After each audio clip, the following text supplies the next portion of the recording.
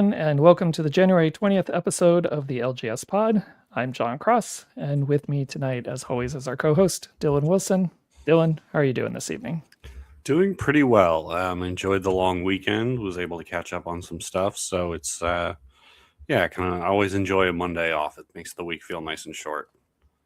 Do you happen to catch the AFCON final at all? I did not. I saw the highlights, and I did see a lot of the shenanigans that surrounded it. Though I've seen a lot more about that than the actual game, to be honest. Yes, I did not, wasn't able to catch it, but did catch a bunch of the shenanigans that happened, as you said. And sounds like it was quite the eventful end to what sounded like a fairly dull match. Unfortunately, a fairly dull match because there's been some pretty entertaining matches along the way through the tournament, but I think not terribly uncommon for a final to be not on the exciting side. No, I will say, and I acknowledge there are like cultural differences that I almost certainly not privy to, but I have a hard time believing that anybody would really disagree with what I'm about to say, which is I think that's Morocco were the hosts and the team that lost in the semifinal or the final, and the team that were pulling all the shenanigans. For me, if I'm a Moroccan fan, that shit was pretty embarrassing. Just like really, and not just like you like if it were like fans running onto the field and like doing stuff, you'd be like, okay, like that's an asshole. Maybe even if it was like one or two ball boys, you'd be like, all right, teenagers, like they're gonna do stupid things. But it was clearly like a coordinated effort from stadium staff, and even Moroccan players were like stealing shit from the Senegalese goalkeeper, and it's like to me, that's not. I think I'm probably a lot more lenient on the whole like gamesmanship side of it. Like I have no problem with the like fans setting off fireworks outside the away team hotel. Like to me, that's what this gives it a little flavor, But this is kind of like way beyond the pale. It's like it goes from gamesmanship to like bad sportsmanship. So I personally, if I were a Moroccan fan, I'd be pretty embarrassed by that display, and they lost. So, what are you going to do? Well, I think everybody has their own line, right? Where does gamesmanship turn into poor sportsmanship? But I agree with you. This seemed quite excessive, at least from what I saw. I don't think anybody could in good faith argue that this didn't very easily cross the line. And then, Morocco, you can debate the penalty all you want, but Morocco had the chance to win the game. Yeah.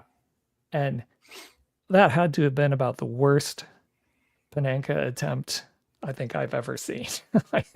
Yeah, it wasn't great, but I think people aren't giving Edouard Mendy, the goalkeeper, quite enough credit either, because if you watch it slow, he actually begins to dive and then he does and hops right back up. And so that it's good goalkeeping. And that's the thing with Panenkas is like if they come off, you look like a genius, but if they don't, it's almost guaranteed you're going to look like an idiot. And so that's what happened, unfortunately.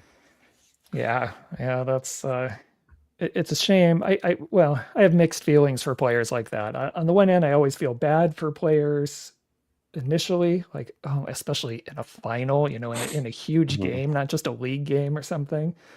But then immediately my brain goes to like, and why? Why did you try that? Because if the goalkeeper makes a hard dive, even if you don't kick it very well, you're likely to score. But if you want to go down the middle, then just go down the middle. Just hit it. Because even if he just put it high and hard down the middle, that probably isn't saved.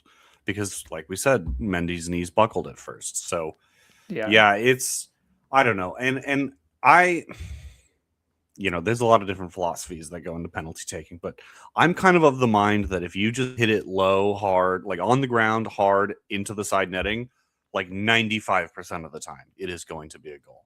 So just do that. Yeah. And I think too that, and maybe this is me kind of putting my own perspective on it a little too much, but if it's me and I'm a goalkeeper in that situation, like 98th minute of a cup final, that might actually be the one time I would abandon my like statistics. Oh, like you should dive this way for that player, and like just try to let myself vibe it, because it's a cup final. Like you got to bet on yourself at some point, right?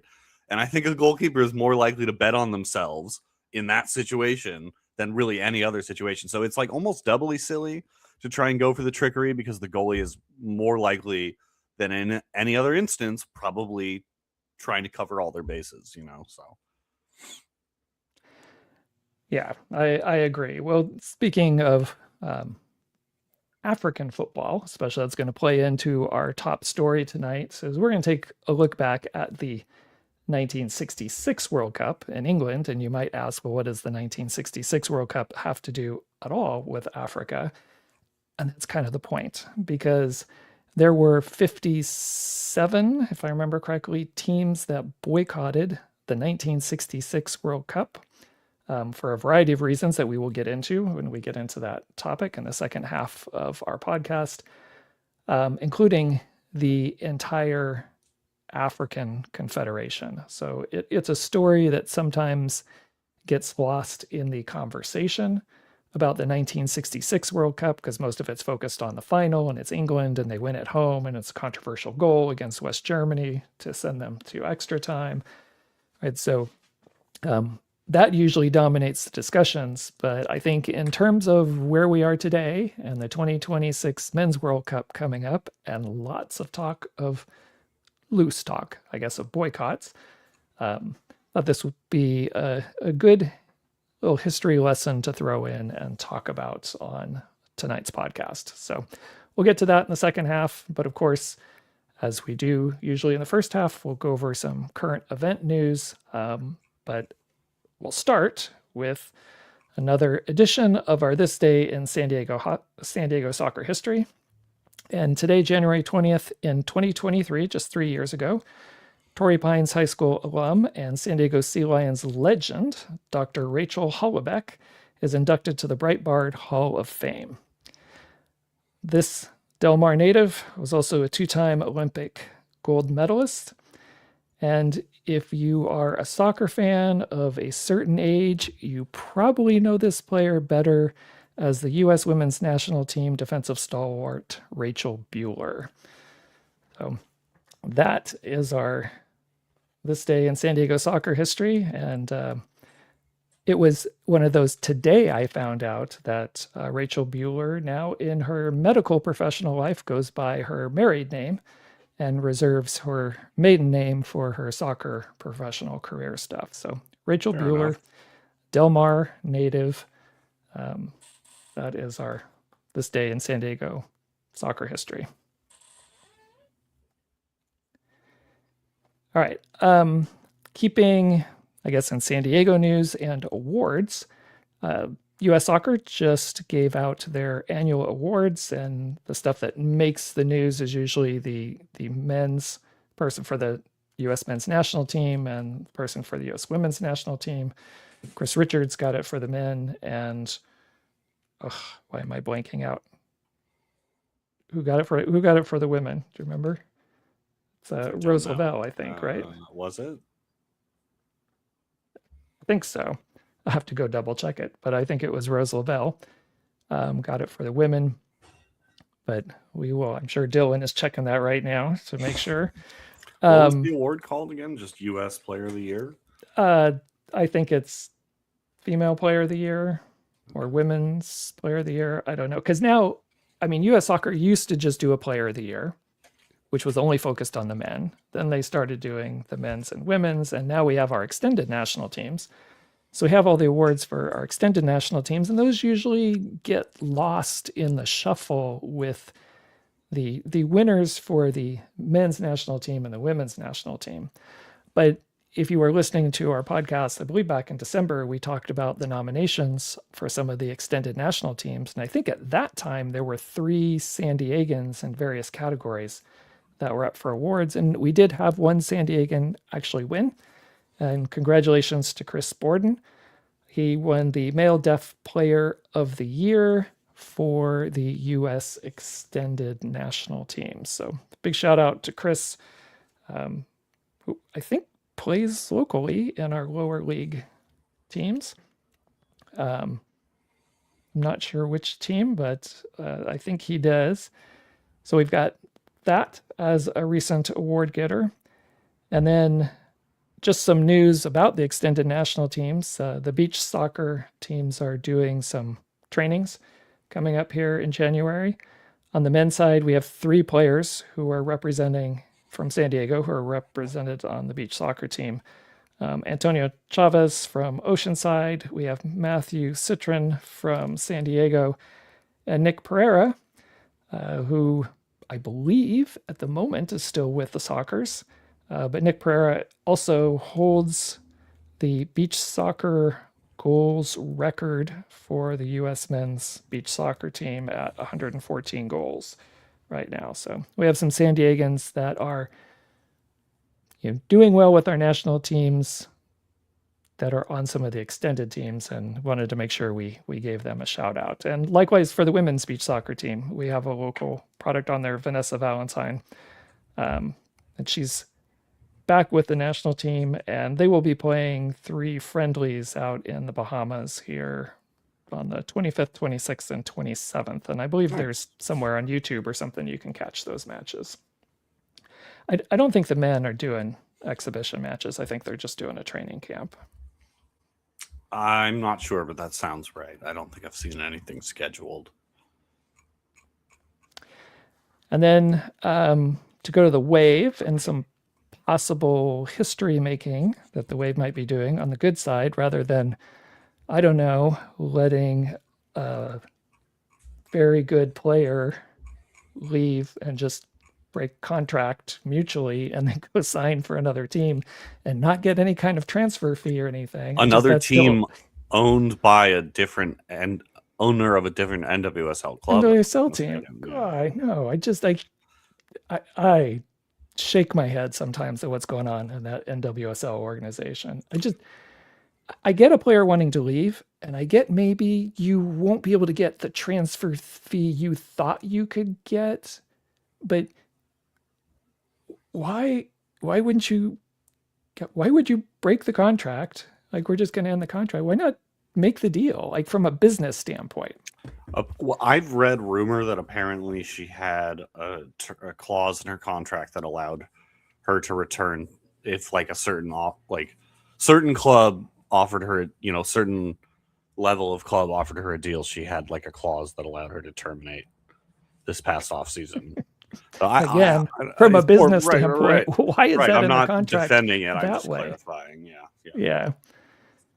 I don't know. I just have to shake my head half the time when I see the way all the players they've left. I know they've signed some, and I'm sure we'll hear some more, but it sounds like they're at a deficit at the moment, at least in the public arena of the players who have publicly left and what have been announced in terms of signings. Yeah. But to get back to someone who's I don't know if today for certain she's in camp, but she was just recently in camp. So let's kind of set this up. 4 years ago, Mia Gayu, she became the first, I think I have this right, but she became the first daughter of a U.S. men's national team player to actually play in the NWSL. And she came on in the opening match. It was May 1st match, if I remember the date of that first year with the Wave. And her cross led to the first regular season goal by the Wave. But the big thing is she is the first U.S. men's national team daughter, of a U.S. men's national team player to play in the NWSL. And I don't know that there's been another one since, but Tatum Winalda right now is on the roster over for the Wave as an invite, from my understanding. Don't know if she'll make the team, but if she does and she plays, she might become the second U.S. men's national team player's daughter to play in the NWSL. Just more of a trivia question than anything else. But interesting that the Wave might have both of those, the first 2 players to do that. Well, hopefully that helps them in the next season. Yeah, I'm trying to hang on to any good news right now in terms of something to hang a hat on for the Wave at the moment. But we'll see what signings get announced and how the season progresses. But speaking in another, I guess, very good news piece, staying in the NWSL, Savi King, the Angel City FC player who collapsed on the field last May, she returned to training for the first time this Well, week. So that's some very positive, encouraging news, both for her and for Angel City. Good to see her get back on the field. definitely. And then another bit of tying this in for local news. Dylan, I know I sent you a text about this, but former Soccer's owner, Ron Fowler, who probably more people in San Diego know as former Padres owner, and I mean, big San Diego sports philanthropist, Ron Fowler, bought the controlling interest in Lincoln over in England. And he had a minority interest in there for a while. And Lincoln, for those of us who remember who were part of the Loyal, Lincoln was kind of a sister club. Landon Donovan was sitting on the board. I don't know if he still is or not. And your good friend Sal went out there and did a tour, went to Lincoln. And I remember hearing him tell about he got to do some kind of PA announcements before the match back there on his trip. So Yes, that's right. Yeah, we'll have to see if we can't get him to recount that story for us sometime. yeah, and Ron Fowler, lots of money in San Diego, has done a lot for sports in San Diego. As we said, owned the Sockers for a while. I'm just, I don't know if there were conversations, maybe there weren't, I don't know, but would be curious to know what the reason for not either trying to bring a lower league men's team here or invest on the women's side here. I imagine he's probably, I would just think from my understanding from experience and other things, probably not the right fit at SDFC. But I wonder if any of those conversations happened or if he might ever invest in the future or if his mind is set on England right now, besides his other stuff he has going on. And I could be totally wrong about this, but my impression is that he kind of got involved with Lincoln City because he saw there was a path to the full ownership, or not full, but majority, right? To have some sort of controlling stake in the club. Right. And I think that if that's what he wanted, he would rightfully look at SDFC and SD Wave and say, well, without buying those clubs outright, which in SD Wave's case is probably an expensive proposition, and in SDFC's case is flat out not for sale. It's a much more challenging proposition to get there. So if he has some vision he wants to implement, England does make a lot more sense. Just in terms of getting in quickly, and to caveat and to kind of underpin the point I'm making there, I think it's unfortunately true that when Americans think of sports, especially rich Americans, they think of them as a money-making venture, and when they think of them as a money-making venture, like local United States lower division is like really not where they see that. And I think there are some, don't get me wrong, there are some visionaries in the USL, let's say, Andrew Vassiliadis. But yeah, I don't know. I kind of get why he'd have just gone England with this one, and especially like a club like Lincoln City that has some weird random ties to the US. Wasn't Landon Donovan, or you might have said this already, but yeah, he was like an advisor on the there, board, something like that. Yeah, so yeah, I don't know. I don't know if he still is or not. But and I think Lincoln City, too, of all the like lower league clubs that haven't already been hoovered up by American business people, Lincoln City probably have one of the stronger identities and brands and followings. They're a somewhat historic club who's recently kind of refound some of their heights, so I can see it. I think they're sitting up near the top of the table in League One as well. I think that's correct. If I remember correctly, they're having a good campaign this year, so could, if things go well, maybe this is Ron Fowler's interest. They've had a good run here this season. There's the potential for promotion into the championship. Maybe that's what he's seeing as well and wants to like once you're in the championship, it's certainly a different ball game, but maybe it's a more interesting ball game as well Mm-hmm. for him. So yeah, we'll wait and see how that shapes out on that side.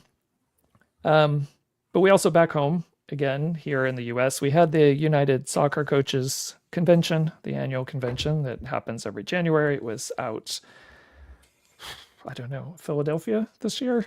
I think I don't always pay attention to where it's hosted. I remember going to one of these conventions because it was here in San Diego. God, it's somewhere in the early 90s. It was after the 90 World Cup and before the 94 World Cup. And Bora was the national team coach. He had been appointed already because I remember seeing him and Kobe Jones in a session, and that was back when I was still coaching. So I remember going to it, but they don't, I mean, they have it out on the West Coast occasionally. Frequently, if they do, it's in the LA area, but it tends to be more in the Midwest or in the East, I feel like, and only occasionally makes it out to the West Coast.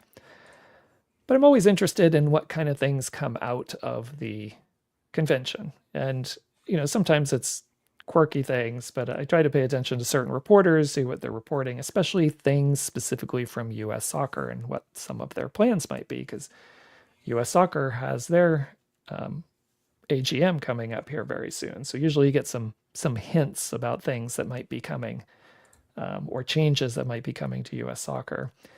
And I know US soccer has been touting this, I can't remember what it's called, Pathway to Play, I think is the name of it.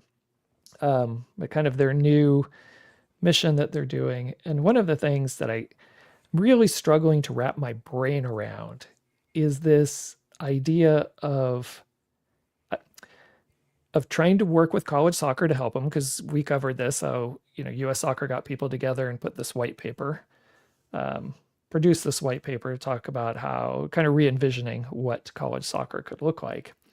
And it just, some of the things I've seen from that white paper, I've liked. Some of them remind me of Project 2010, where we're trying to gear things for the national team. And one of the quotes that came out of this that was published by Jonathan Tannenwald from the Philadelphia Inquirer. And basically that JT Batson was doing a presentation, and one of the things he said is that the American college system can be the best under 23 league in the world. And my question to that is, okay, but why? What does that really serve to have the college game be the best under 23 league in the world? What are your thoughts? I just don't get what the real long-term goal of that is. Well, I don't know, unfortunately, that there would be necessarily much of one. I feel like that kind of is almost just as another symptom of like a very American lens through which to look at sport. Like, oh, college sports. It's almost like you operate under a framework wherein college sports are a given, and you can't like operate outside of that framework. And so, if you take that framework, it does kind of make sense that like your college system would be your U23 league. That's how it is in other American sports, sort of. Football and basketball, I guess, mostly. Baseball's a little different, but whatever. So yeah, I guess to me that just again reeks of like a very American kind of outlook on a sporting landscape. So I don't know. It's not true, but it could have been true. But again, I'm not really like you posed the question of what would be the purpose of that, and truthfully, I'm not sure. I think the answer is that I'm not sure there is one. Like it just seems like the natural end point of like the trying to like synthesize the fact that like college sports exist and like U23 leagues are a thing. Like it's just the natural output of mashing those two things together, I guess. Yeah, I can't tell if it's a statement that really is meant to try to appease and calm the college soccer coaches and the ecosystem there, as we're going through this crazy transition phase with the House settlement and NIL and everything else that's happening in college sports. It could be that, and it could be trying to help bridge that transition and not let things just develop into chaos. But it's presented and said like we should be the gold standard under 23 soccer league, men and women in the world. And I don't know where in the world people really covet a under 23 league. Like that is somehow some priority. We have reserve teams and we have youth teams and we have them play in systems, but they're part of something bigger and integrated on a totally different level. We're talking about a completely independent, separate under 23 league. And that to me, which is basically renaming the college system. But we've said for years, the college system doesn't serve a very functional purpose in our country. There's a auxiliary kind of purpose. It's not non-existent or doesn't help at all, but we're seeing more and more kids go into academies like we see around the rest of the world, and they start going through academy systems rather than trying to be part of the best under 23 league in the world. And again, what do you mean by league with all the college teams? Well, and again, it's just a fundamental misunderstanding of like the soccer structure or how the rest of the world kind of operates these things. And I shoot, I had another thing I wanted to say, but I kind of lost my train of thought there. Yeah, totally lost it. My bad. But yeah, it is a very kind of like, it doesn't make a lot of sense when you think about it because there's not a lot of sense to be made there. It's just like, oh, I remember what else I want to say. I think I've mentioned this on the show, but I also think it's worth remembering in any current day discussion of what the NC2A is doing, that they are floundering for any foothold of legitimacy and perceived power that they can get. Because with all the recent court decisions around NIL and things like that, like the NCAA is almost powerless when it comes to football and like the basketball, the big money sports. And so I think that I genuinely think it's worth remembering that they are just floundering for a foothold in any way they can get one. So there might not always be sense to be found outside of that in a lot of these kind of decisions. Yeah, I agree. Let's continue with the United Soccer Coaches Association convention, because one of the other groups I follow a lot outside the convention as well, but is the Society for American Soccer History, SASH. And they did a session. I don't know if they did multiple, but they did a session on ranking the best U.S. men's national team World Cup coaches with the men's World Cup approaching in the summer. They were looking at, how do we rank the history of all the U.S. men's soccer coaches? Frankly, I'd have to sit there and count them up. There aren't a ton of them. I think they were just ranking the top 5. But then I did follow up to find out at the end of the convention, like what was the consensus in the room that they came up with. And the consensus that the top U.S. men's national team World Cup coach, Bruce Arena.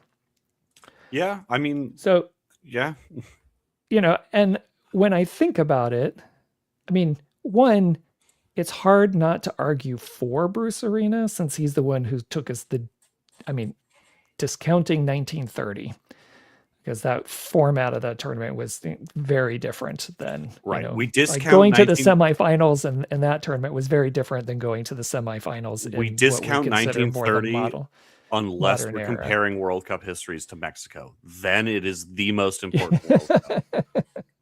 Yeah. So, going the deepest we've ever been in a World Cup in 2002. Sure, he's got to be up there for a nod, but I think then the flip side is, the failing to qualify in, I guess, technically 2017 for the 2018 World Cup. I don't think you can squarely pin that on Bruce Arena, though. He came in to try and clean up a bad situation and got very close to doing so. he came in with a bit of Like a hole, what, like and 6 yes, games left, something but like that? that last game against Trinidad will forever be Yeah, etched in people's minds. And I that's think totally the fair. Yeah. attitude of both Bruce Arena and Sunil Gulati post match, Mhm. immediately post match, really rubbed people the wrong way. Yeah, I mean, yes. And the fact that heads did not roll after that, and I mean, don't get me wrong, changes were made, but like a lot of the people who were involved then are still involved now is a testament to how unserious that organization is. Well, if you think from the end of Arena's tenure to the start of Pochettino's tenure, it was a crazy, like, I'll say cronyism probably for the best, but just like you said, all the, like, we didn't learn much about what to do with our national teams, and you can have debates up and down whether Berhalter was a good national team coach or not.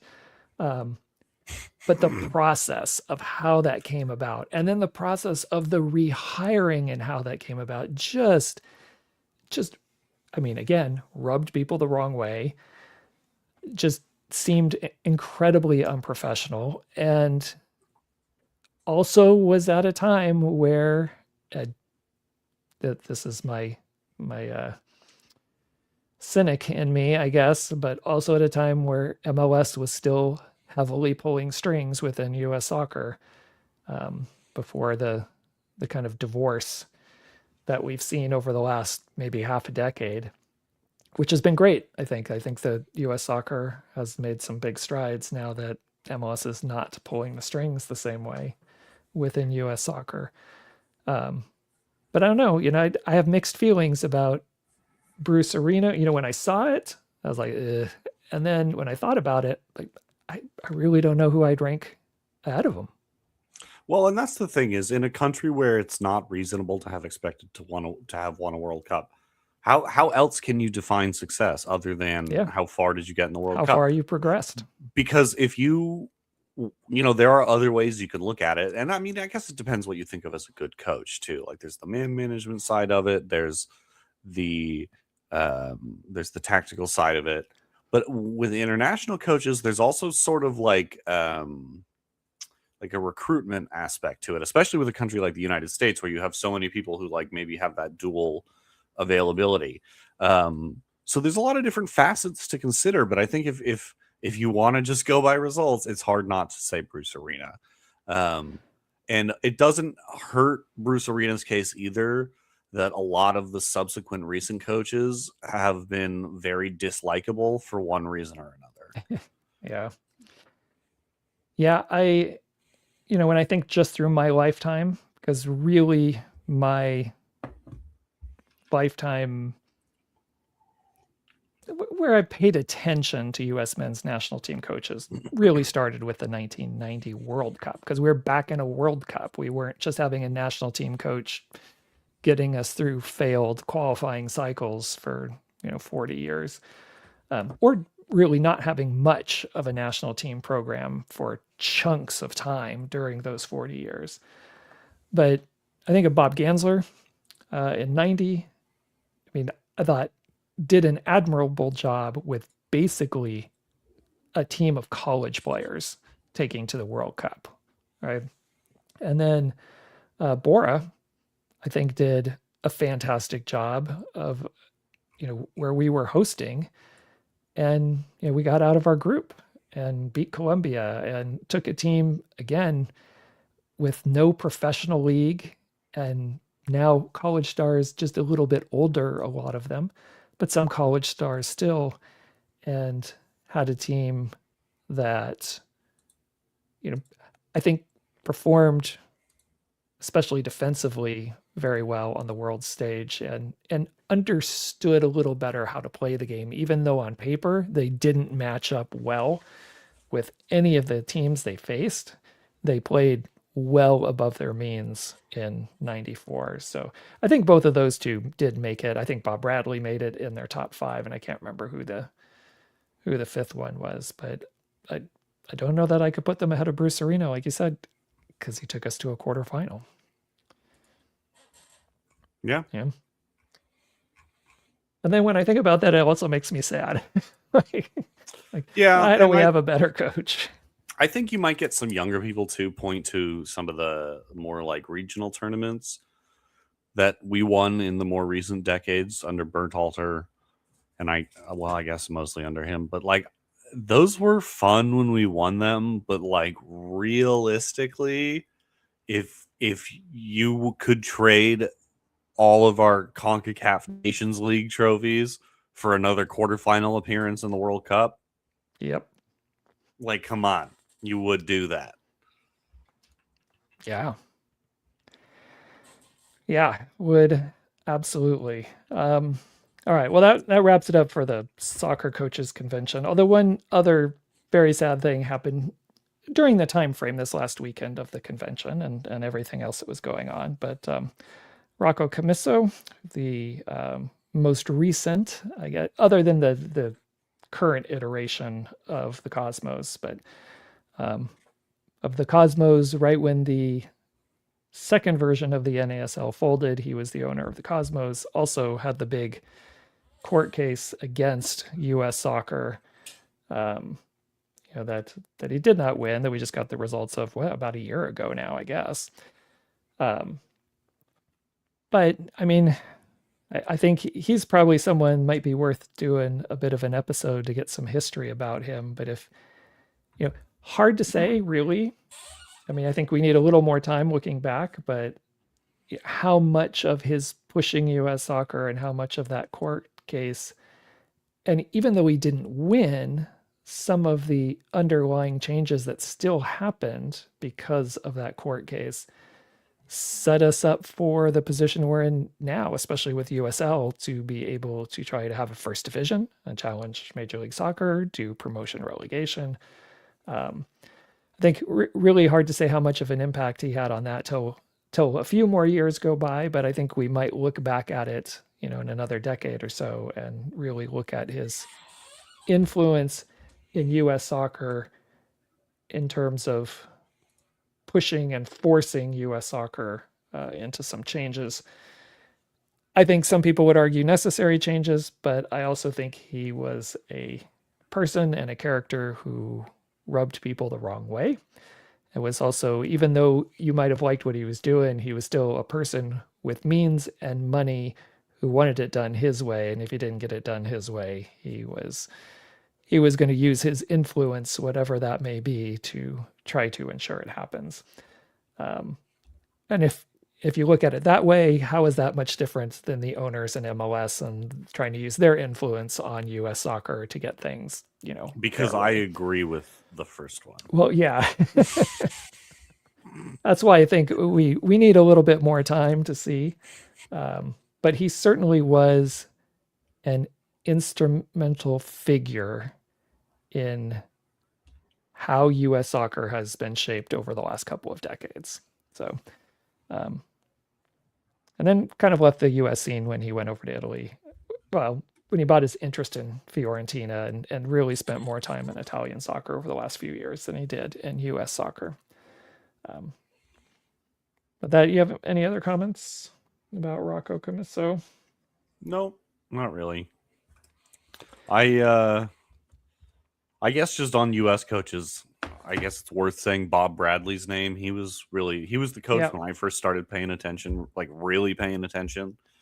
And I never thought he was a stellar coach, but I also think he's a little like underrated in the conversation of U.S. men's coaches. I thought we had some fun times underneath him, and that Donovan Dempsey team. I was watching back some old highlights of like all U.S. World Cup goals over the years.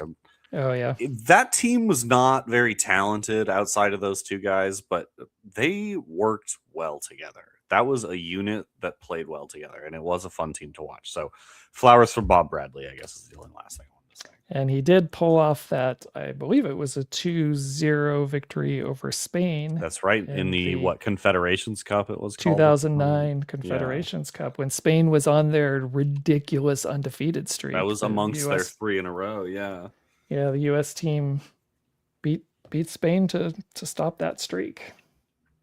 Of course, Spain didn't they? They come back and win the World Cup the Well, next right. year. That's what I meant. That was in and amongst their European Cup or Euro World Cup Right. like 3 in a row tournament Yeah. wins. So All right. Quick note. Also, UPSL has just about wrapped up their winter fall season, I guess. And they're down to the final 4 teams. The championship, just like the summer, is going to be held up at Championship Stadium in Irvine. So that'll be not this weekend coming up, but next weekend, January 30th through February 1st. So I'll have a couple of semifinal matches, should be on that Friday, and then the final on Sunday. So if anybody is, close by and wants to head up to Irvine on that weekend to go check out some, the final 4 teams for UPSL, that is certainly an option. I would love to go, but I already have 3 different things set up that weekend on Friday, Saturday, and Sunday that I can't move. So I will not be able to go. But if anybody else out there wants to head on up, you might see some good lower league soccer here. Some of the better amateur teams in the country come into Irvine to play some soccer. So that's just a quick note for that. And then the last couple of things will kind of pivot a little bit towards our main topic. The first one is, I don't know if you saw this, Dylan, and I'm going to say up front, I really love this response from the Celtic Vigo fans. But Celtic Vigo had a player, Borja Iglesias, who had been subject to homophobic abuse in a particular match. And one of the shouts, chants, something was for the player to paint their nails. So the next match, Celtic Vigo fans of all ages and all sexes and all persuasions painted their nails in support of the striker and showed up. There were lots of pictures online of all the nails that everybody had done. I thought it was a great response to show support for their player and do something to kind of de-escalate and mock, I guess, a little bit the comments from the other group that was, and I can't remember which team it was and which group of fans that were making the homophobic chants. But that was a good positive response to something like that. yeah, I think oftentimes just like forcing the joke to be explained kind of takes its power away, right? Like when people kind of say somewhat bigoted things and then give you the like wink wink nudge nudge, it's like, oh, we all get it.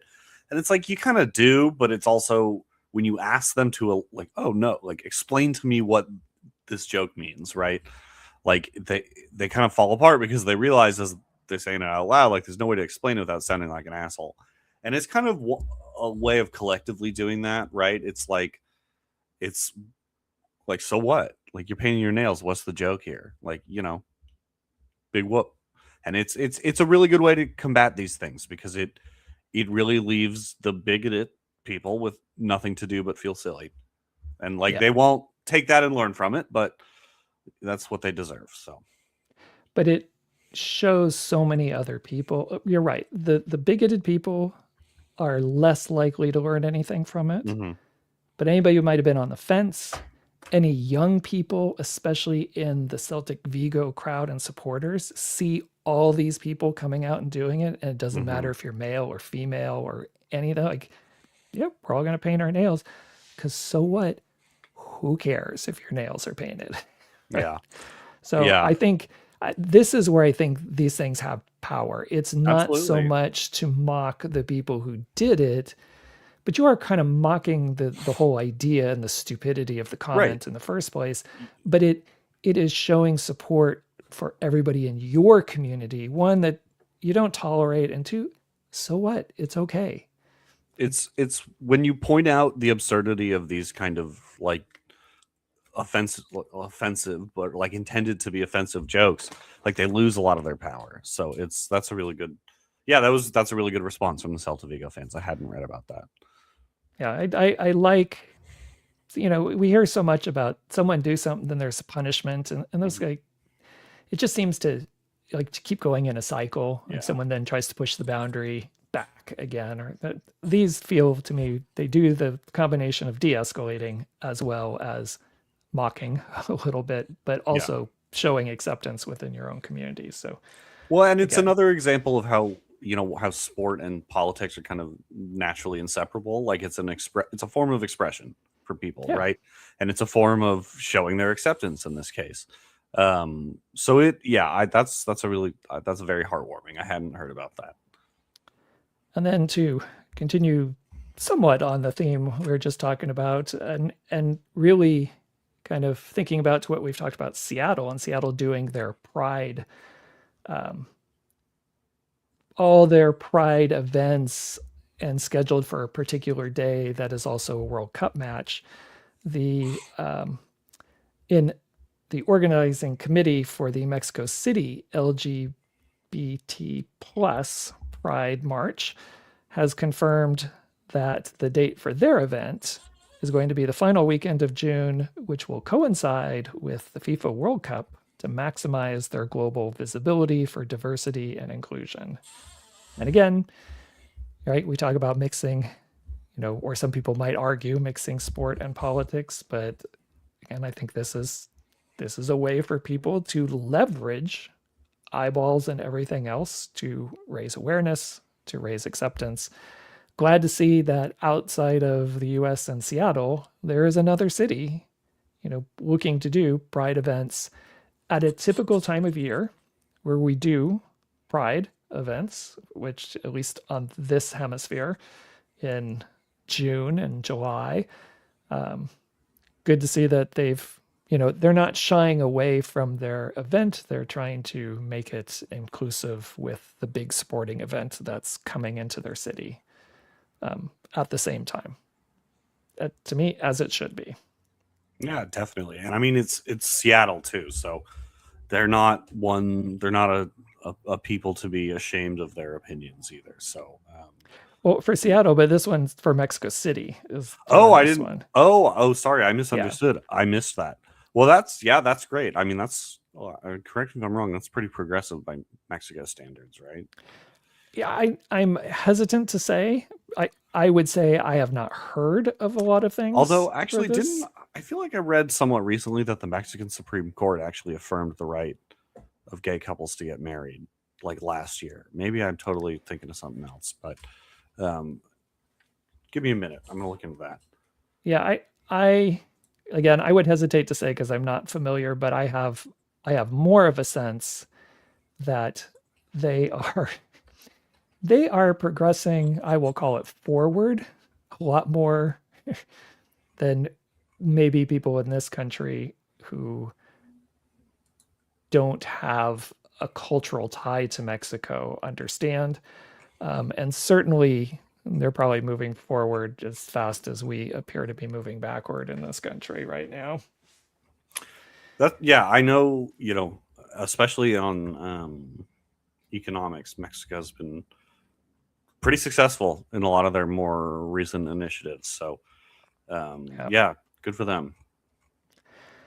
All right, our final kind of transition to talking about the 1966 World Cup is a story out of England, and it is the Three Lions Pride, which is their main official Pride supporter group for the English national teams. And Three Lions Pride, from my understanding, from what I've been able to read, seems to have a decent presence at most all national team matches. But they have chosen to boycott the 2026 World Cup. It is the first kind of official soccer related, national team related group I've seen officially taking a stand saying, no, we are not coming. We have no idea. Like, we cannot guarantee our members' safety, and we don't think anybody should go. And I mean, throw in all your other things about this World Cup. But they are actively boycotting it, and we are. I am seeing more and more discussions online and other groups seriously contemplating whether or not to boycott the World Cup. I mean, we know individually there's going to be individuals who like, I'm not doing anything with this World Cup for whatever reason, or I am scaling back what I'm doing with the World Cups, something along those lines. But it's going to be very interesting for me to see how many groups actually have some kind of formal, officially announced boycott of this World Cup, or coming here to the US, or something else around this World Cup. Um, you know, and I mean, just to kind of tie into it with our big, Minnesota general strike coming up on Friday, and how that spills outside of Minnesota, I'm seeing more and more conversations in soccer specific arenas of people in our country leading more to this idea of general strike and or boycotting the World Cup, and with groups out here. And that's going to get us into our big story here about this World Cup boycott from 1966. But Dylan, what are your general thoughts for right now? Like, how, I mean, boycott can mean so many things to so many different people, and what kind of scale you're talking about. Like, these are all parameters that we're not really not defined, but I'm just going to throw it out in general terms to you. What kind of likelihood is there for any kind of organized boycott of this 2026 World Cup? And then at what level are we talking about? Yeah, well, I was going to say, I think it kind of depends, like, at which level you're asking. Yeah. Are there going to be, like, national teams pulling out? Probably not. But if this Greenland shit keeps going the way it's going, I actually think we must be in Frozen Over Hell, because I'm about to say that Piers Morgan actually made a great point. But Piers Morgan actually made a great point the other day when he pointed out that, like, Germany, France, England, like, you are all claiming this is Denmark even, I think, qualified. Like, this is a direct assault on your sovereignty, and you're going to go play a World Cup in this country? Like, really? Like, really?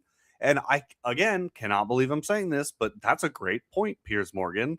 Like, I think if they were really serious, and I don't know that they are, but I think if the European countries were really serious, they would consider pulling their teams for this tournament. That said, I don't think that's going to happen. But if boots get on the ground in Greenland, you really never know. A year ago, I would have never thought that would even be a discussion we'd be having. So who knows? That said, on the fan front, like, for me, before you even get to the ethics of it, the prices are stupid. Like, the ticket prices are stupid. But beyond that, the hotel prices are going to be stupid. And then I think something a lot of people don't realize, because they're not from the US or haven't really traveled here much, almost none of these stadiums are going to be accessible by public transit, or at least in a reasonable time frame. Most of them, you're either going to have to rent a car or get, like, a taxi or Uber, and they're going to be jacking up those prices. Food is, I don't think a lot of people realize, like, how gouging food prices are at American stadiums. Like, I have a couple friends who live in England, and, like, when I mention that we pay like $18 for a brat or whatever, or a beer, like, they are floored, Yeah. And so, like, in addition to the tickets, and before you even get to the ethics of it all, I think there's going to be a lot of people who are, like, kind of swayed over into the boycott side, simply because the cost is nearly prohibitive for them. So I think, there's that. But yeah, I mean, if I were a queer person, or a queer person of color, especially, I wouldn't feel safe coming to the United States right now. I just saw today a report that U.S. citizens boarding a flight in, like, Maryland to fly to Lisbon, Portugal, like, there were ICE officers on the gangway onto the plane after their tickets had been scanned, telling them, like, you have to let us take a picture of you or you can't get on this flight. And it's like, those are American citizens there. So, like, yeah, if you're a person that this administration doesn't approve of, like, I wouldn't come either. I would advise against it. And yeah, more than wouldn't blame them. Again, like I said, I would advise against coming. There, hopefully, fingers crossed, will be another World Cup. And it's going to be in Spain, Portugal, at least partially, right, in 2030. Am I remembering that correctly? So save your money. Like, spend it then. And Morocco, right? Yes, like and across. also South America somehow. Yeah, there's some weird, right? Because it's the 100-year Well, anniversary. that's their stated reason. I think the real reason was so they could hustle the continental cycle and give 2034 or 6 or whatever it is to Saudi Arabia. Well, yeah. I mean, those are total like new podcast conversations Yeah, yeah, there. yeah. But anyway, yeah, I mean, even again, ethical standpoint, I think, and from a personal safety standpoint, if Yeah. really anybody, I honestly, even if I were like the most cishet white foreigner like in the world, I would still not feel comfortable personally traveling the United States right now. Um, but whatever. I digress. So, like, even if you put aside all those obvious like ethical and safety concerns, like the cost is going to be prohibitive, and I can't, and not that I think we have like a robust European audience, but if we have even one European viewer who's thinking about it, like I can't even tell you how the ticket is actually going to look kind of cheap when you compare it to all the other things you need to buy to make it an enjoyable day experience. Like it's just Yeah. not. Be prepared to pay like $7 for shitty water, like so it's just anyway. There's a lot of reasons to not go, and I think it would be smart to trust your gut on those. Yes. I agree. Okay, so let's get into our main story here, and that is the 1966 World Cup boycott by basically the entire African Confederation and what should have been the entire Asian Confederation, except North Korea decided not to go along. Um, and I believe I have to double. I didn't have time to completely double check on this, but I think Oceania still did kind of a qualifying tournament. But let's kind of dig in and talk about why this boycott even happened and what were the circumstances, because I think it's one of those things that we don't really hear about too often in terms of talking about the World Cup. We hear about countries being sanctioned for things they've done and they're not allowed to come to the World Cup, but not countries choosing on their own to not participate in a World Cup. So let's kind of set the stage here a little bit, and we'll go somewhat chronologically here so we can kind of what leads into the qualification and everything else about this particular World Cup. And Dylan, please feel free to jump in at any time if you have any questions or comments, because I'm just gonna kind of roll through most of this stuff. Kind of need to set the political background for what's happening in Africa 1950s into 1960s. And if you know your history, and the colonialism, not all, but several major European countries coming in and colonizing parts of Africa, that had been in place. But what we started to see a big sea change happen in the 50s and 60s was these former colonies of these European powerhouses, I guess, of one time, these imperialist That's powerhouses. Yeah, I was going to say that's a very generous way to describe that. Yeah. Starting to gain their independence. Right. That's kind of where we are at this time period in Africa. If my memory serves me correctly, the apartheid government in South Africa, I think, was kind of firmly established there in 1948. And that's, partly that, but again, we're totally simplifying a lot of history here. But that, among other things that are happening in Africa, there's a lot of change and a lot of people who were part of former colonies to be recognized as independent, self-governing states and trying to earn their independence. And we're starting to see a lot of this change happen through the 50s is really the start. We had a couple countries that got their independence before that, but really there's a big wave of change through the 50s and 60s. So in 1954, to kind of bring it to the soccer side of it, FIFA decides at one of their meetings, or FIFA Congress, that they are going to recognize Africa as its own independent zone. Now, part of the reason it was never really recognized as an independent zone before, kind of their own autonomous zone to make a confederation, is because so many of the territories there were colonies. They weren't eligible to be their own countries and part of this African zone to create a confederation. So as we're starting to see this change, FIFA then grants, an identity to the African zone, which kind of paves the way for them to form a confederation of African nations for the sport of football. Now, I don't know if there were more countries, but in some of the couple of things I read, it definitely called out Argentina as one of the representatives from Argentina as some of the most vocal opposition to this. Part of the argument was there are not enough independent countries, for one, but basically the bigger argument was they're just not good enough to be competing at this level with the rest of us. And I think you really need to understand a little bit more of the context of this time period also, because we covered this a little bit when we were talking about the beginnings of the Club World Cup. And we started to do the Intercontinental Cup, which was then just the European teams and the South American teams. There was a very heavy bias between Europe and South America that they were the footballing nations, and everybody else, you weren't good enough to really participate with the rest of us. And there were a lot of representatives from those countries who did not want countries from Central America, North America, Asia, Oceania, Africa to really be part of because they didn't think of it like a global game.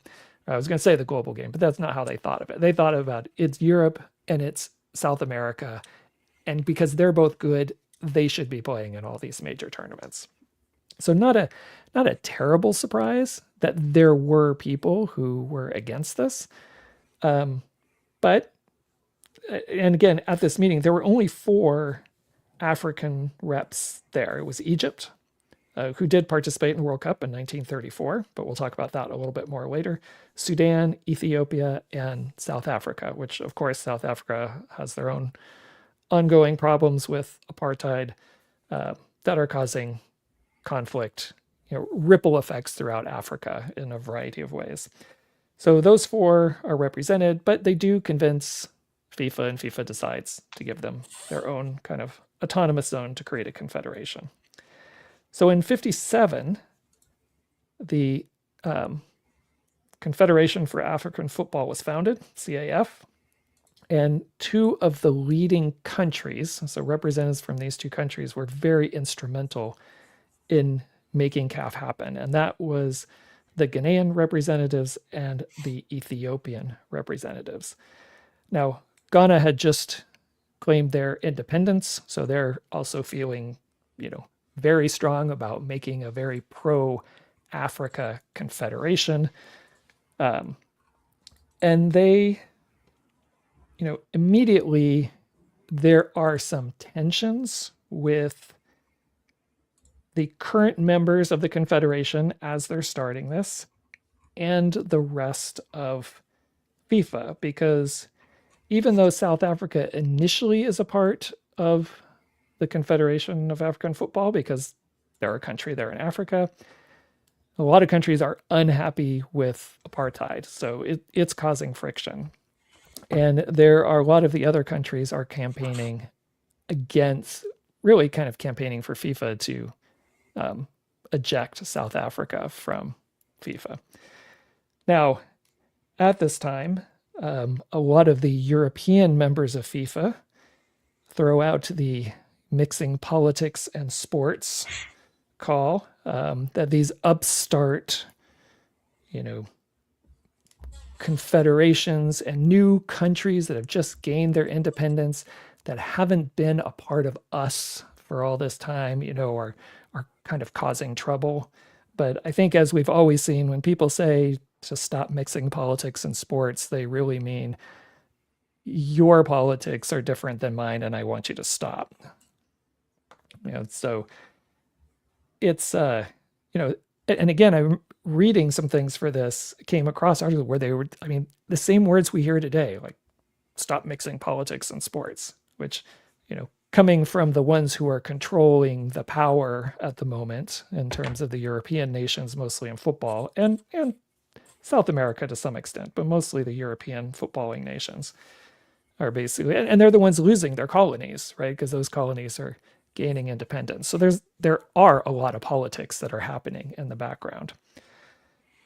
So in 1960, CAF expels South Africa, and they are actually, because of our apartheid, and they are the first sporting body, big international sporting body, to actually expel South Africa. FIFA hasn't done it. The IOC hasn't done it. They're kind of, okay-ish with it, but they're not clamoring to get rid of South Africa. They expel South Africa, and FIFA says you need to bring them back in, and CAF says no, we're not doing it. They've been expelled. And then there were, as we're looking towards World Cups, there were conversations. Well, I'll get to that in just a second. So I don't want to get ahead of myself in the timeline. So CAF says no, and FIFA doesn't sanction or punish, and CAF keeps pressuring, and eventually in 61, so a year later, FIFA does suspend South Africa after a lot of pressure from the other African footballing nations that are part of CAF. In 62, CAF has increased to about 10 members, but it's about to explode to a lot more here. And this is getting ready for the 62 World Cup. And Africa doesn't have a berth. The only way they can get into the World Cup is whoever their winner is has to go and play the worst team in Europe, their lowest qualifier, whoever's on that playoff bubble. So Morocco has to go and play Spain in 62. They lose. Africa is upset, not so much that Morocco lost to Spain, but the fact that they don't get an automatic berth. They want an automatic berth into the World Cup. And then, sorry, I'm double checking, make sure I'm not missing anything. So CAF asks again after this and says, we want an automatic berth. FIFA says, no, you're not going to get it. CAF basically says, we think we've earned it. We're beating these European teams in friendlies. And CAF says, no, not doing it. They kind of relent a little bit going up to 66 World Cup, where they say, we're going to give you one berth, but it's a playoff between you, the African Confederation, the Asian Confederation, and the Oceania Confederation. So the 62 teams that make up all of that there, you're going to fight for one berth. And at this time, FIFA only has like 129 members. So roughly half of them are all competing for a single berth, whereas Europe is getting, and this is a 16-team tournament at this time, and Europe is getting 10 spots, right? So it is heavily weighted towards Europe. It's difficult for other people to get in. CAF, again, keeps pushing, and they, in this, there was, just as a side note, there was one, I think in 63, that South Africa kind of gets readmitted by FIFA because South Africa says, what was it?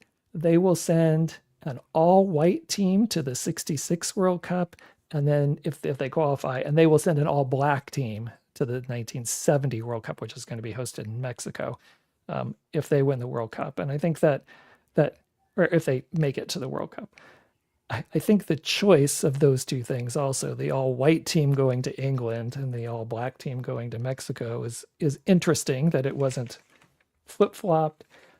Of course, I could see them, whoever's in charge, saying, just say we'll do the all white team now and the all black team later. And then, oops, we're just going to change it again later, So there was a brief period where South Africa got reinstated by FIFA, and then they got kicked out again under pressure from lots of confederations or lots of countries outside of just the African Confederation. Actually, I'm going to pause there for a second. I'm going to let you jump in, Dylan, if you have anything, while I double check my notes here, make sure I haven't missed anything before we continue to getting right up to the World Cup here. I don't have anything to add, really. I'm, a lot of this is kind of new information to me. I did want to ask if you wanted to touch on North Korea first, or do you want to kind of keep that separate? Yeah, we'll get there in just a second. Okay, sounds good. Sure. Yeah, we'll keep that separate for a moment. So I'll go ahead and continue then. So that was all in 62.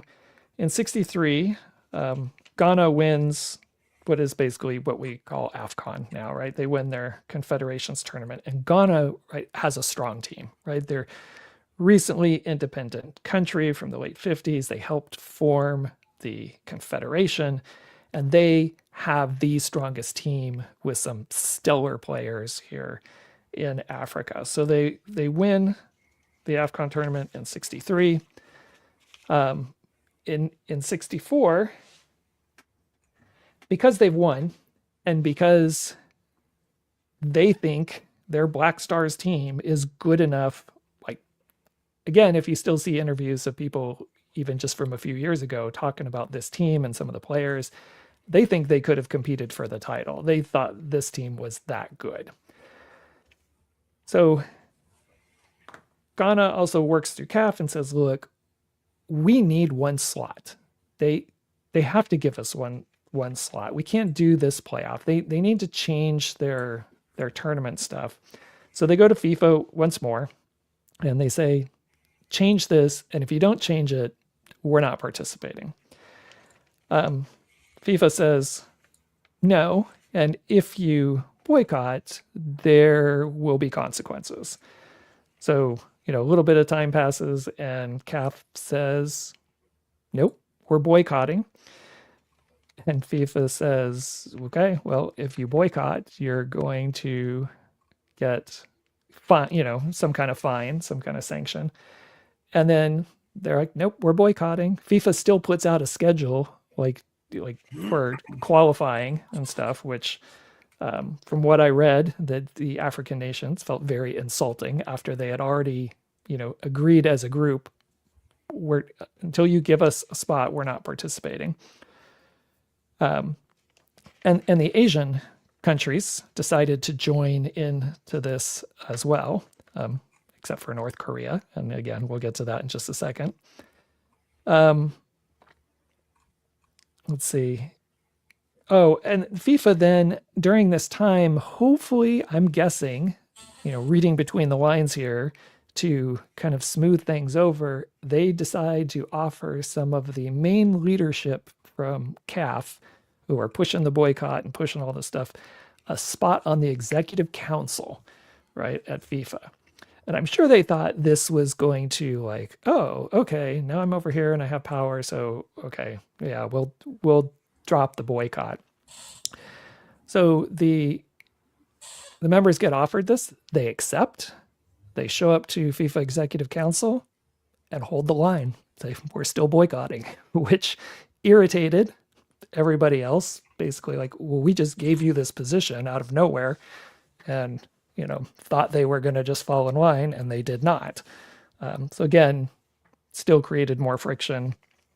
In 65, Ghana wins the AFCON tournament again. So this is a year before the World Cup. And FIFA ends up fining the African and Asian confederations. But, surprise, surprise, again at this time, a little bit after the Korean War, North Korea, they're not going along with the rest of the Asian Confederation. And they decide because they're the only ones, they will represent Asia. And they play Australia. They're the only two teams that have that play for, I guess, that final qualifying spot. So no African teams, none of the rest of the Asian Confederation, just North Korea and Australia. And North Korea just, I think, if I remember correctly, I think it was like a 9-2 win or something. The North Korean team just demolishes Australia. And there's a lot of suspicion that for North Korea, this is their chance, like probably our first more modern example of sports washing, taking your team to a big international tournament and trying to show them that you're not these the evil people you were made out to be, like from the Korean War. So Dylan, you were asking about North Korea, so you want to jump in here? Yeah, I mean, I just think it's really interesting, especially considering, yeah, like you said, I mean, there's would only been like 10 years removed from the Korean War, in which the United Kingdom was pretty heavily involved. So I don't know. I think it's one of those things that kind of it both simultaneously sort of undermines the story about like the world order that we like to tell ourselves about the second half of the 20th century. Yeah. But it also kind of shows that you really cannot separate sport and politics. Like they are so inexorably tied together. So yeah, I don't really have anything specific to add about that situation. I just find it geopolitically fascinating. And that is always, absent of a team to root for, or, in this case, me not really caring that much about the U.S. team. The thing I always look for at World Cups is like, what are the most geopolitically hilarious matchups?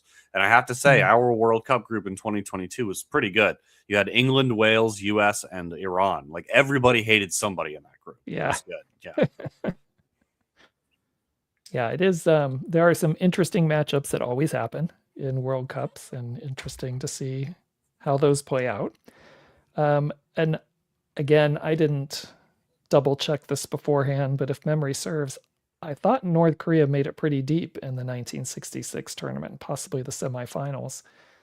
But they were a good team there. And again, I'm sure for them, it was an opportunity to show that they were different and show up and have that element that we now call sports washing to play and participate in the England 1966 World Cup.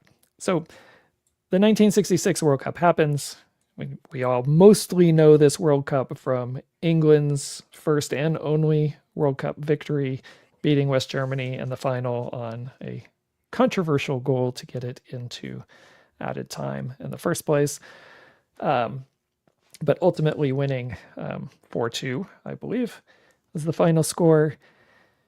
And, we don't hear much about this other stuff. And I think one of the loosely ironic pieces is the Golden Boot winner for that year was Eusebio from Portugal, who wasn't actually from Portugal. He was from, I can't remember which colonized area. Maybe Mozambique, Angola, maybe Mozambique. I think. Let me double check real quick. I actually had this up earlier in the show. But he, yes, came from one of these. Yeah, Mozambique. He came from one of these colonized areas in Africa, and still today regarded as one of the best players ever to play the game. And I think still there's a lot of Portuguese people who would argue he's their best of all time, even after Ronaldo has done everything Ronaldo's done. Right. And one of the things that I forgot to mention leading up to this World Cup, when Africa was trying to get their one berth for just their confederation, like we have our own confederation, we should at least get one berth. And in part of that, FIFA and many of the representatives, especially represented European nations within FIFA, were using really the same argument we would hear before this country started to do things like affirmative action. Like, you got a group that's in power that's holding a group down saying, well, you haven't shown us you've qualified for this, so we're not going to give you any opportunities. But because we give you no opportunities, there's no chance to showcase whether you deserve it or earn it or anything else. So that was the argument that the African countries kind of were getting. Why should we give you a berth when you can't even make it to a World Cup. If you've never been in a World Cup, you've never participated, you've never done these things, so why should we give you a ticket to this match, to this tournament? So it, again, I find it interesting in the history of human civilization how we keep seeing the same types of things over and over again. And this, people in power, whether it be sport or what, really not wanting to relinquish that power and really making it as difficult as possible for any quote unquote outsider to make it in and have a seat at the, in this case for FIFA's XCON, literal table that they sit around, right? So yeah, it's just another distraction, right? And not to be yeah, the guy saying, "Oh, it's a distraction to keep us divided," but it totally is. So, yeah, I don't know. It's frustrating how well it works sometimes. all right, so let's get to the post World Cup stuff.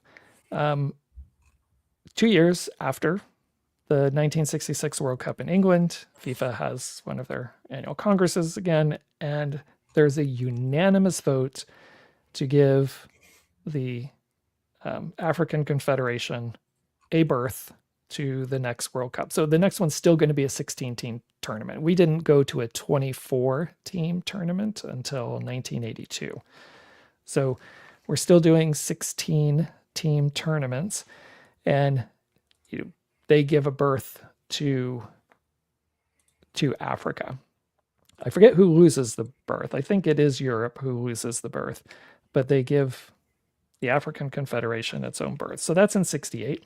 In 1970, then, you have the first team from Africa representing Africa to qualify for the World Cup, which is Morocco. Now, we did mention Egypt did play the 1934 World Cup, but they weren't representing Africa or the African Confederation. They were a country, I believe they actually did their play-in through Asia to qualify, because there was no African Confederation. So Morocco is usually regarded as the first team to represent Africa at the World Cup. So Morocco makes it in 1970. In 1978, we see the first African country to win a World Cup match. That was Tunisia. In 1990, we see the first African team to make it to the quarterfinals. That was Cameroon, with Roger Milla. And that was, again, 90 was the first time the U.S. made it. And I remember that quarterfinal match very well between Cameroon and England. That was probably one of my all-time favorite World Cup matches. And Roger Milla, as I believe at that time a 41-year-old, was just on a scoring tear for Cameroon in that tournament. But they had a very, Cameroonian team had a very entertaining style. They were just all-out attack. They were fun to watch.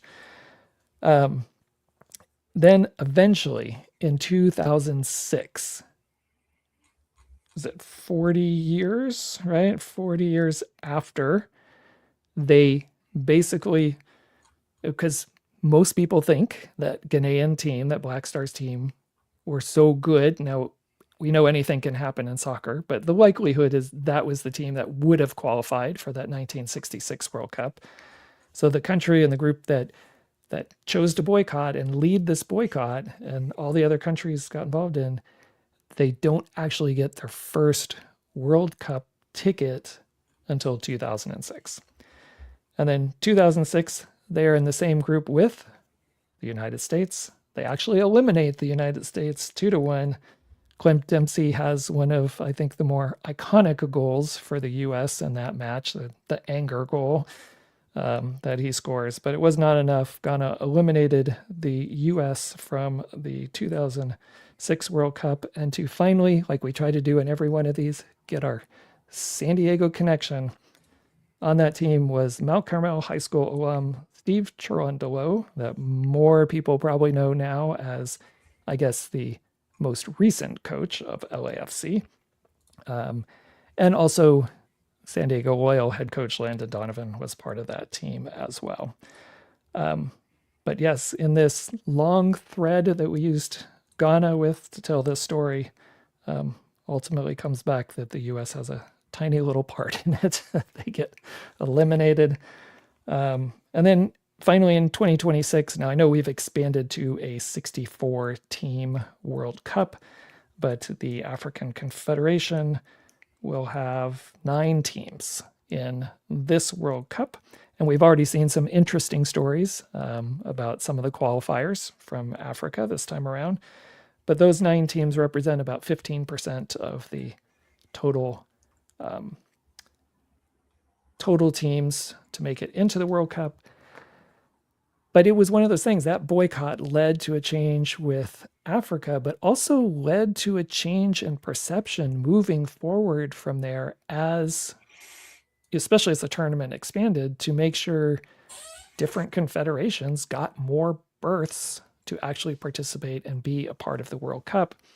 And I'm sure it depends who you ask, and there were a lot of factors, money certainly being part of it, of expanding the tournament into more teams, but part of it was also Europe losing some of the teams, some members from the European federations losing some of their berths they had in a 16 team tournament to expand it to 24 to kind of get their berths back. Like, all right, let's go to 24. You guys can sort out the others, and we kind of get our berths back that we had. So there were a lot of factors in play to go up to 24. But then I think from there, money really took over for the expansions after that. But that's kind of the through line and the history of that big boycott for the World Cup. So I think before we totally wrap it up, this was for a totally different reason. This was to earn spots and earn representation at a World Cup. But our history, we have a history of groups coming together and deciding, and as you alluded to right before we started this piece, of Europe looking at the situation that's happening right now and people questioning, why would, you have a NATO member who's looking to maybe like attack you in some way or annex some land. Why would you go participate in this tournament in the first place? And I actually think it really depends on a lot of factors, I know. But I think every day I feel like we're getting closer and closer to people being so fed up that they'd say, no, you know what? We're not doing it. We're not. Yeah. I could see a UEFA block. I think this whole Norway text letter thing that broke over this past weekend might finally put some of these kind of mealy-mouthed European leaders over the edge, because it is so unbelievably stupid. Yeah. And it's so I don't know, but yeah. Yeah, we'll see. I wouldn't be surprised. I don't know. I'm not counting on it at this point, but it wouldn't surprise me if by February we're even questioning whether or not the World Cup happens. Yeah, I mean, it's not something I think anybody really wants to think about, but or they do absolutely want to think about. I know there's websites and groups out there that actively, want to make sure some kind of boycott happens. But you would ask me a couple months ago, I said, it wouldn't. There's people find other ways, they'll do stuff, but no one's really going to back out from this. And if anybody does, there will be sanctions from FIFA, but I could see a scenario. It would take a lot to get there. But if the US politically keeps doing stupid shit on the international stage, and European Union, UEFA, whatever, decide like where, combination of that, both politically and sporting, decide they're not going to participate in the World Cup, and FIFA deciding they're going to sanction whatever, I could see potentially a split. I could see UEFA and the European Union saying, we don't want to be part of this anymore. We don't need you at all. We don't need you politically over here. We don't need you, FIFA, from a sporting perspective. And, how that would shape out for the rest of the world, who knows? But that is also I think people are getting so fed up with Infantino and FIFA and, to put it mildly, the shenanigans that have been happening. And frankly, I don't know, other than participating in a World Cup, but if we're blowing all that up, I could see UEFA saying, all right, we're going. And maybe UEFA deciding, like, we'll set up a new international governing body. We are going to be a member of it. We invite you other confederations to come be a part of it as well. Yeah, And there could and be a rapid turnover. And I tell you what, I think too that someone like, and not to get all geopolitical about it, but if you're China and you see Europe doing that, you jump all over that because that's instant soft power over other geopolitical foes. It's really just kind of stunning how quickly the U.S. has dismantled this whole world hegemony in a space of about a year. Yeah. I know. All right. Well, that kind of wrapped up our big story there. Dylan, before we get into kind of really wrapping up the shows, any other comments about the stuff we talked about tonight? Not particularly. I don't know. Something's got to give. I just, I fear it's gonna be catastrophic, or I don't know. It does feel like this World Cup is not going to go off without a hitch. I just don't know what the issue is going to be yet. What the hitch is going to be, yeah. It's going to be there. Yeah, it probably will, unfortunately. All right, let's do a quick San Diego Soccer History Society update. And Dylan may have to stop me if we talked about this last week, because right now I don't have my notes in front of me and I can't remember what we talked about for this segment last week. But I know we mentioned that we started a new Discord server for people who want to come in and join the conversation. So just a reminder that is out there.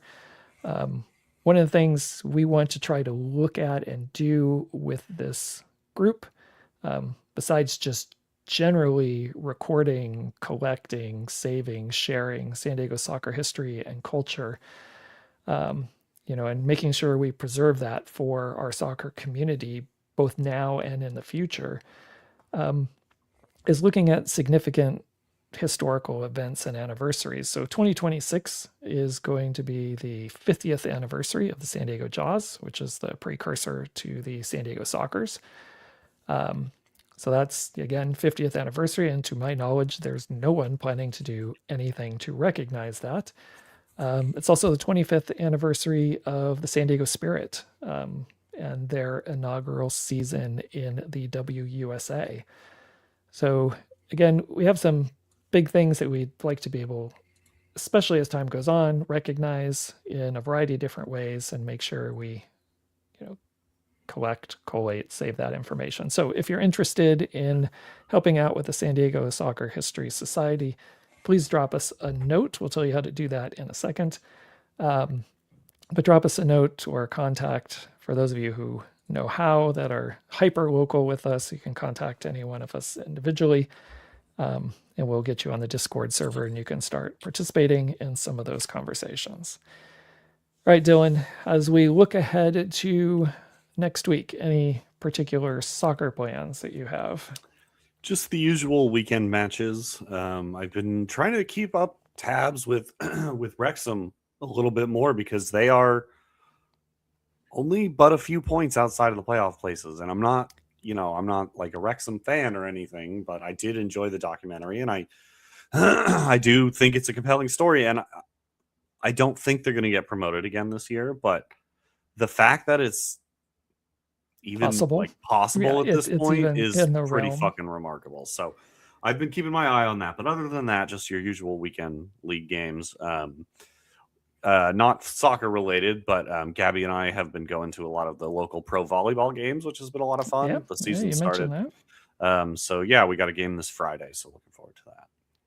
All right. For me, I don't really know. I've got some non-soccer related plans for the weekend, so I haven't really looked ahead because I'm going to be a little bit busy. But I did promise last week to mention some high school information. So just at the moment where we are in the season, the Del Norte High School on the boys' side, currently undefeated, I believe, unless something very recent has happened. But they're the number one team in the county. They have home matches on Wednesday, which would be the 21st. So a match against San Pasqual High School, and then on Friday against Mission Hills. So into some league matches right now, but those are some strong games. We'll see if Del Norte can continue their undefeated streak. And then on the girls' side, the number one team in the county at the moment is Patrick Henry High School, and they will take on Our Lady of Peace this Thursday, and then Cathedral next Tuesday, which should be a really good matchup to high-ranked teams on the girls' side. If you go to the Max Preps website, you can find all the different high school schedules and where the games are located. And I would strongly encourage you, as we are getting to the last few weeks of the season, to get out and check out some of the high school matches if you're able. There's some good soccer being played out around the county. We have lots of players that have already committed to universities, and a lot of others that I'm sure we will hear the names of in a few years, making their name heard in the lower leagues and pre-professional ranks, if not to the professional ranks on both the men's and the women's side.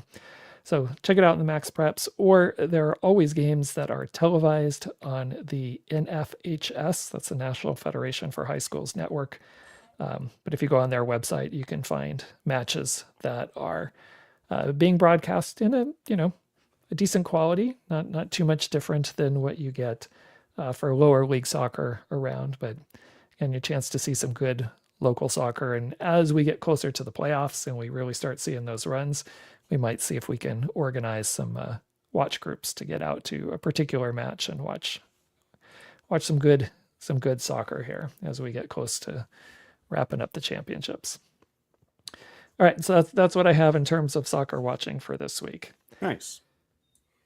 All right, and then I think we're all done, so that'll wrap up another episode for us for the LGS Pod. As always, we'd like to hear from you. Please send your questions, comments, anything of that sort. Drop us a note. You can do that here on our YouTube channel. You can reach us at Blue Sky. We're at soccershorts.bigpinedigital.com, or you can send us a text if you're listening to us through your normal podcast app in audio form. Look under the description, and at the top there should be a link that says send us a text, and you can send us your questions or comments. Or as always, we usually record Tuesday night, 6 o'clock Pacific time on our YouTube channel page. Feel free to come and join us here in the chat. All right, Dylan, any last comments before we head out? Nothing in particular. Just, come out to a Mojo game if you're up for it. It's been fun. Yeah, head out and support any of our San Diego sports, but I'm still going to take you up on. Yes, please. You're going to have to let me know how long the season is. I'm going to have to come out and join you for one of these into matches. April, I believe. So you got a couple months. I got a little bit of time. All right, I'm going to have to start planning a particular day so I can make sure I don't schedule something else around that. But we can discuss that offline. Sure. All right, that wraps it up for us, everyone. Good night, and we will see you again next week.